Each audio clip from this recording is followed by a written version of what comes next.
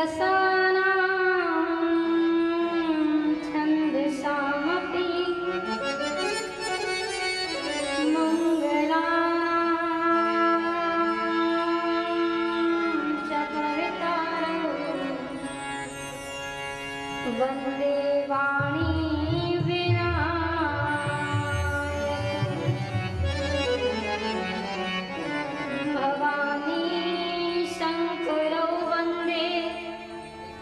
श्रद्धा विश्वासरूपिणो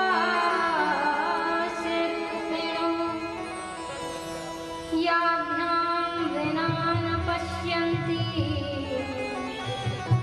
सिद्धा स्वान्तरसिद्धिमीश्वरम्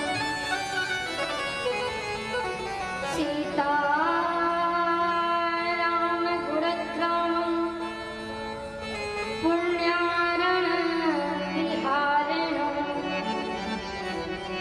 वन्दे विशुद्धविज्ञानं कवीश्वर कपीश्वरम् यत्र यत्र रघुनाथकीर्तनं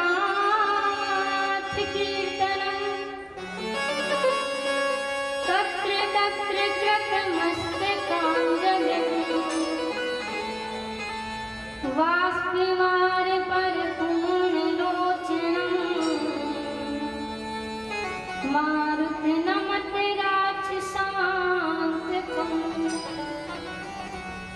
अतुलित बलधाम हेमशैलाभदेहं धनुजवन कृशानं ज्ञाननामग्रगण्यं सकल गुण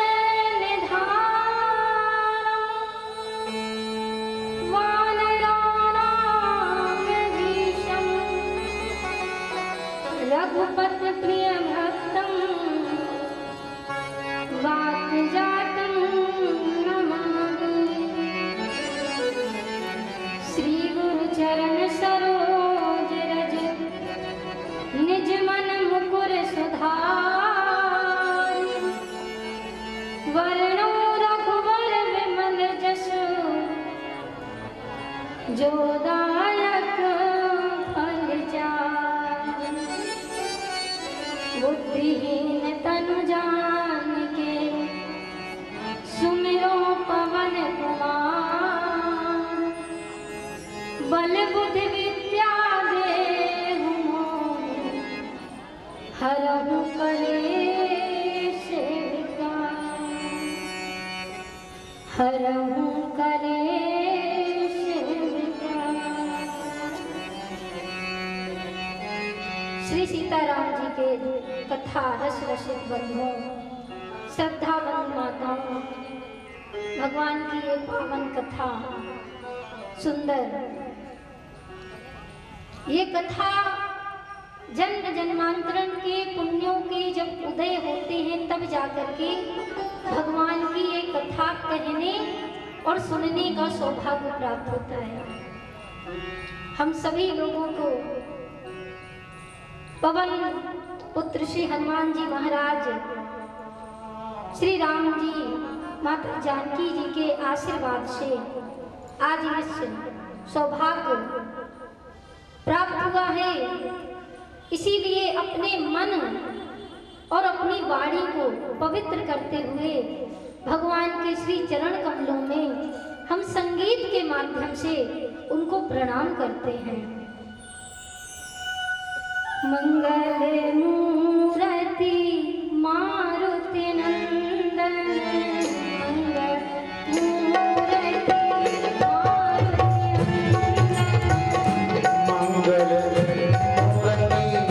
मारुति नंदन,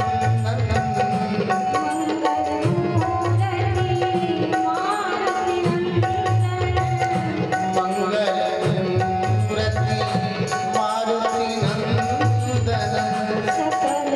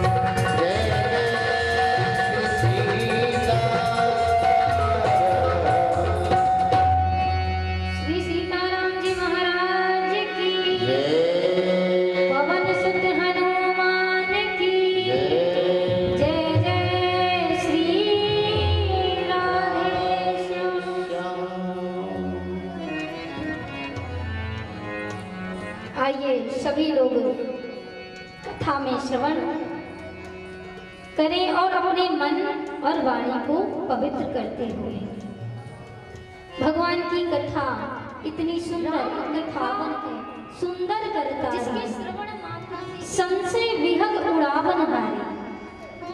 राम कथा इतनी पावन है, जितने भी जिस प्रकार के संशय हैं वो सारे संशय दूर हो जाते हैं। ऐसी राम कथा है। राम कथा सुंदर करता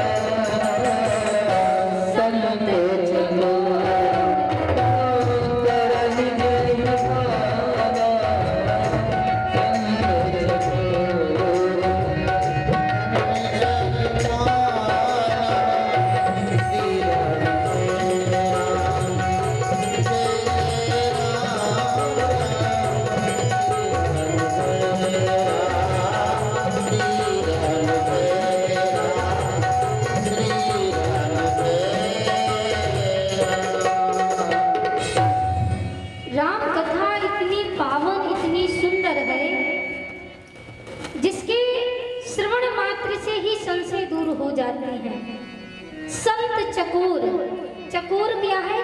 पक्षी। चकोर पक्षी है, वो चंद्रमा को देखता है। चंद्रमा में क्या है? अमृत। अमृत है चंद्रमा में। लेकिन जब वो चकोर रात्रि में, जब सारी दुनिया सोती है, तब वो चकोर चंद्रमा को देखता है। क्या चंद्रमा उस चकोर के पास आ जाएगा? नहीं आ पाएगा। क्या चकोर चंद्रमा के पास चला जाएगा? वो भी नहीं संभव है। लेकिन एक टक देखता है। क्यों? आनंद है। जिस प्रकार चंद्रमा में अमृत है, उसी प्रकार संत के लिए इस भागवत में अमृत है, इस राम कथा में अमृत है। श्री नारद जी महाराज संत हैं। उन्होंने सोचा, जब ये सृष्टि में भगवान राम जी उधारे, भगवान श्री कृष्ण ने अवतार लिया, तो सोचा ये पृथ्वी बड़ी उत्तमा है, इस पृथ्वी पर बड़े बड़े तीर्थ हैं, तो चलो दर्शन करे जाएं, क्योंकि भगवान ने अपने चरण कमलों से इस पृथ्वी को उत्तम किया है। क्यों ना उस पृथ्वी के दर्शन किए जाएं, जहां परमात्मा अपने नन्हे नन्हे पैरों से इस भूमि का उत्तम किया है, जहां पर जगत जननी माँ जानकी जी ने अवतार लिया है, उस भूमि के दर्शन करें। तो नारद जी बस इस पृथ्वी के में भ्रमण करने के लिए आए हैं। नारद जी कौन है? संत। और जब नारद जी पृथ्वी में आए तो अपनी वीणा से क्या गा रहे थे? श्रीमन्नारायण नारायण हरि हरि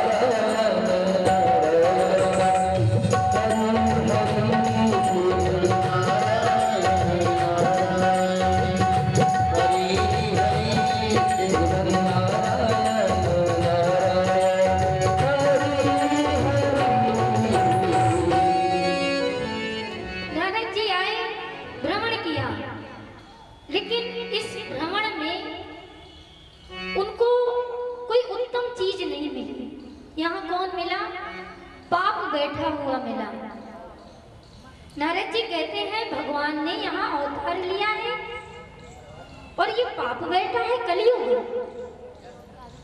तो नारद जी की भेंट हुई सनकादिक महात्माओं से। सनकादिक महात्माओं से हुई। जब सनकादिक को ने देखा नारद जी को, तो कहते हैं आप तो संत हो और आपके मुख में ऐसी चिंता दिखाई दे रही है जैसे जिस प्रकार लोभी का धन चोरी हो जाए, उस प्रकार आपके मुख पर चिंता दिखाई दे रही है। और आप तो संत हो, विरक्त हो, महात्मा हो, फिर किस बात की चिंता? कथम ब्रह्मणीन मुखा कुत चिंतातुरो भवान त्वरितं गम्यते कुत्र कुतश्च गमनं तव। आप ब्राह्मण हो और आप संत हो, संत के मुख पर ये चिंता शोभा नहीं देती है। आप महात्मा हो, जब आपने कुछ कमाया नहीं तो खोने का डर क्यों? ना आपके घर, ना द्वार, ना बैंक, ना बैलेंस। जब कुछ है ही नहीं तो किस बात की चिंता? आपको तो सदा प्रसन्न रहना चाहिए। नारद जी कहते हैं भगवान, मैं इस पृथ्वी पर भ्रमण करने के लिए निकला, लेकिन मुझे यहाँ शांति नहीं मिली। मैं समस्त जगहों में गया, अहम तु पृथ्वी या तो ज्ञात्वा सर्वोत्तमामिति पुष्करं च प्रयागं च काशी गोदावरीं तथा हरिश्चेत्रं कुरुक्षेत्रं श्रीरङ्गं सेतुबन्धनम् एवमादिषु तीर्थेषु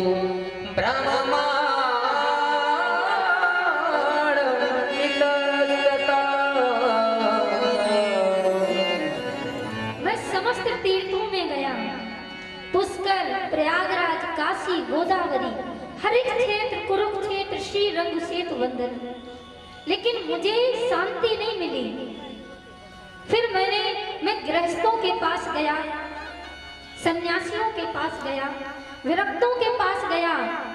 जो गृहस्थ थे वो सन्यासी बन गए और जो सन्यासी थे वो गृहस्थ बन गए। उन्होंने गृहस्थ आश्रम में प्रवेश कर लिया। मुझे शांति नहीं मिली भगवान। फिर मैं भ्रमण करते करते मैं वृंदावन की भूमि पर पहुंचा। वहां मैंने देखा, एक दृश्य देखा, लेकिन दुनिया इतनी बड़ी है कि मैं उस दृश्य के इसी हिसाब से चला कि वो दुनिया का ही एक हिस्सा है। देखा मैंने सामने एक युवती, उसके अगल बगल 2 पुरुष और कई सारी स्त्रियां उसकी जो सेवा कर रही थी। मैं अपने रास्ते जा रहा था, मैंने सोचा कोई होगा, इतनी बड़ी दुनिया है, कोई आया होगा। मैं अपने रास्ते ही जा ही रहा था जब तक उस युवती ने मुझे आवाज दी,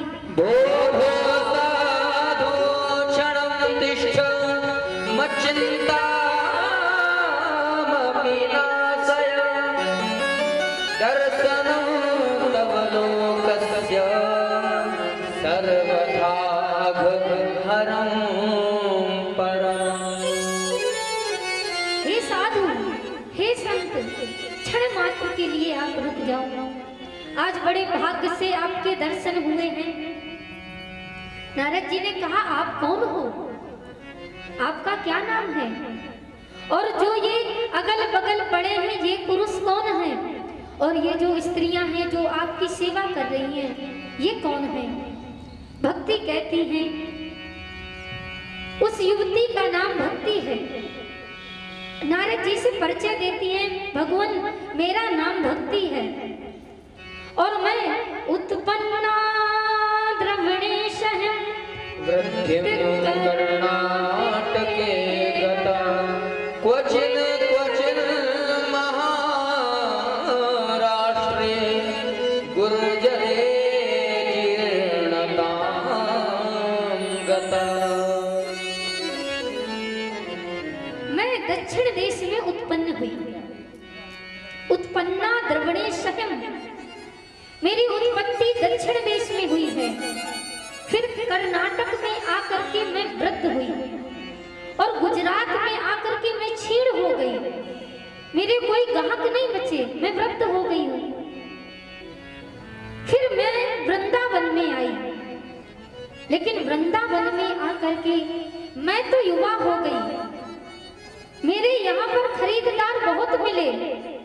आप वृंदावन गए हो, वहां देखा होगा भक्ति अपने चरण कमलों पर है। दुनिया का समस्त लोग उस भक्ति के आनंद में डूबा है। भक्ति कहती है, मैं इस धरा भूमि पर आकर के मैं तो तरुण हो गई, लेकिन मेरे ये पुत्र जो हैं इनका कोई खरीदार नहीं है। नारद जी ने पूछा, भाई क्यों? कहते हैं ये कलयुग है, इनको कलयुग ने बूढ़ा कर दिया है। काल योगेन जर्जरो। नारद जी कहते हैं काल योगेन जर्जरो, हाँ ये कलयुग से बूढ़े हो गए हैं। नारद जी कहते हैं और ये कौन है?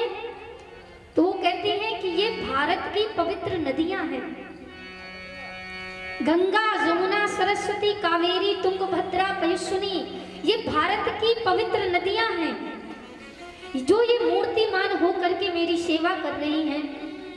नारद जी कहते हैं दृश्य है, मैं इस धरा भूमि में आया था जो भक्ति वैकुंठ में निवास करती है, भगवान श्री चरणों के वैकुंठ धाम के चरणों में निवास करती है। और मैंने इस कलयुग में इस वृंदावन की भूमि पर माता भक्ति के प्रत्यक्ष दर्शन किए और भारत की पवित्र